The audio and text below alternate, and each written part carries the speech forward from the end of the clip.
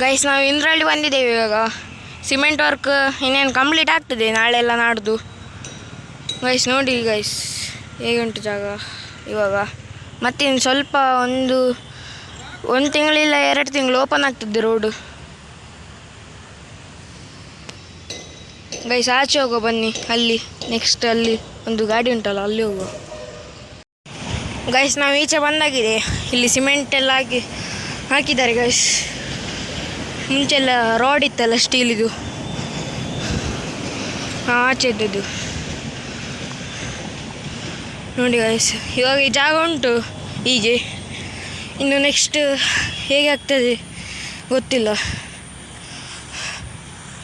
ಹೀಗೆ ಉಂಟು ಗೈಸ್ ನಮ್ಮದು ಬೀಸ್ಟ್. ಗೈಸ್ ನೋಡಿ ಇಷ್ಟು ಅಪ್ಪಾಗಿದೆ ರೋಡು, ನಮ್ಮದು ಹೊಸತ್ತು ಬ್ರಿಡ್ಜ್.